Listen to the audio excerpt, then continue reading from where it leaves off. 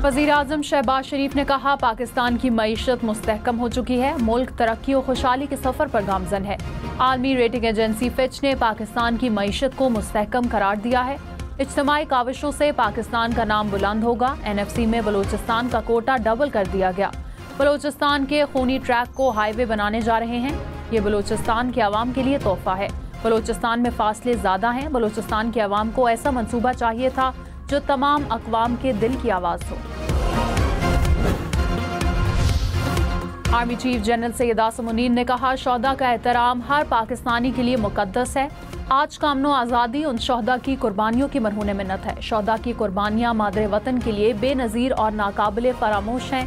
GHQ Rawalpindi में एजाज़ात तकसीम करने की तकरीब से खिताब। आर्मी चीफ ने अफसरानों और जवानों को फौजी एजाज़ात से नवाजा। सितारा इम्तियाज़ और तमगा बसालत के एजाज़ात दिए गए। आर्मी चीफ ने शोहदा के अहले खाना के सब्र और कुर्बानियों को खराज तहसीन पेश किया। ये कहते थे हम कोई गुलाम है। हाँ, तुम गुलाम हो, तुम ज़हनी गुलाम हो, तुम जिस्मानी गुलाम हो, तुम नस्ल दर नस्ल गुलाम हो कि तुम्हें मुल्क नजर नहीं आता, तुम्हें सूबा नजर नहीं आता और लीडर के कदमों में बैठ के सारा दिन उसकी खुशामद करते। शर्म आनी चाहिए। वज़ीर इत्तलात अताउल्लाह तार ने कहा, PTI के ग्रुप्स बनना शुरू हो गए। ये मुल्क के साथ मुखलिस नहीं तो पार्टी के साथ कैसे हो सकते हैं। खैबर पख्तूनख्वा में NFC अवार्ड के अरबों रुपए जाया किए गए। सूबे में अमन अमान पर तवज्जो क्यों नहीं दी गई। दहशत गर्दों के खिलाफ बात करते हुए अली अमीन गंडापुर की टांगे कांपती हैं। मुल्क से मुखलिस हैं तो दहशत गर्दी के खिलाफ बात करनी होगी।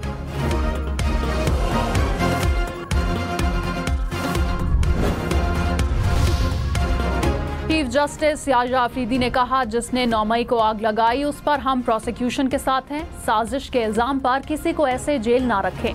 सुप्रीम कोर्ट में 9 मई के मुल्जिम की जमानत मनसूखी के केस की समाअत। चीफ जस्टिस ने कहा, मुल्जिम वॉइस मैचिंग टेस्ट के लिए या तफ्तीशी के सामने पेश ना हो तो बेशक गिरफ्तार करें। 4 माह में ट्रायल मुकम्मल करने के फैसले में मुल्जिमान के हकूक का तहफ़्फ़ुज़ किया जाएगा। जस्टिस शकील अहमद ने कहा, साजिश, एआनत और ललकार के लिए ठोस शवाहिद होने चाहिए। मुल्जिम इम्तियाज शेख की दरख्वास्त जमानत कबल अज़ गिरफ्तारी मंजूर।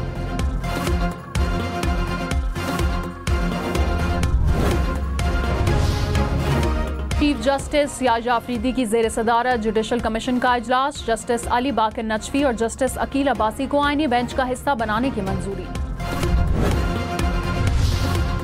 जस्टिस जमाल खान मंदोखेल ने कहा, सवाल इतना है कि फौजी अदालतों को अदालतें कहा जा सकता है या नहीं। अगर अदालत कहा जा सकता है तो दोबारा आर्टिकल 175 पढ़े।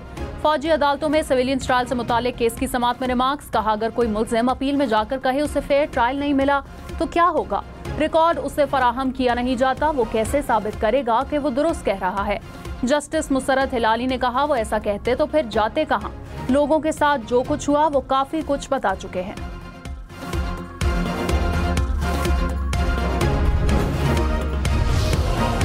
कराची में सुबह 6 से रात 10 बजे तक हैवी ट्रैफिक पर पाबंदी आए। दफा 144 नाफिज। नोटिफिकेशन के मुताबिक शहर में रात 10 से सुबह 6 बजे तक हैवी ट्रैफिक की इजाजत होगी। पानी, तेल, गोश्त ले जाने वाली गाड़ियां पाबंदी से मुस्तस्ना करार। पाबंदी का इतलाक 2 माह के लिए होगा।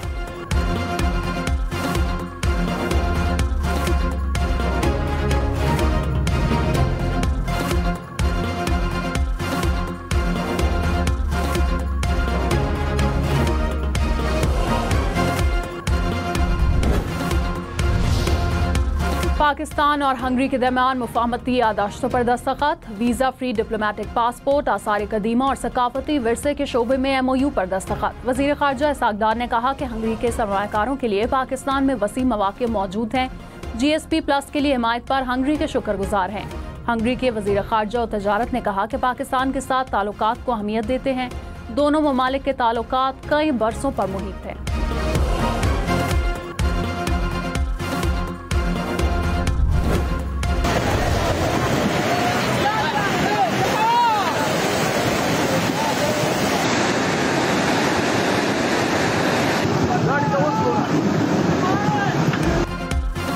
बडग्राम के इलाके थाकोट में शदीद बारिश के बाद सैलाबी रैला उमड़ आया। बाजार ने नदी की सूरत अख्तियार कर ली। पानी घरों और दुकानों में दाखिल, गाड़ियां बह गईं। इंतजामिया और मकामी अफराद इमदादी कार्रवाइयों में मसरूफ रहे।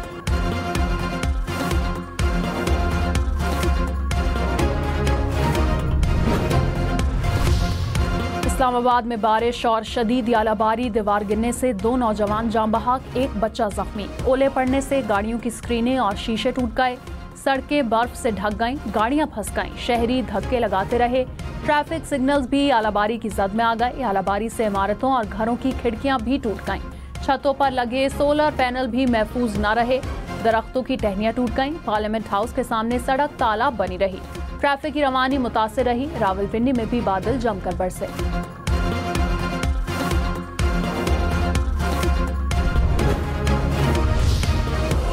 इस्लामाबाद और गिरदोनवा में तूफानी बारिश और यालाबारी से फसलें तबाह। इस्लामाबाद के दही इलाकों में सैकड़ों एकड़ पर खड़ी गंदम की फसल मुतासिर हुई।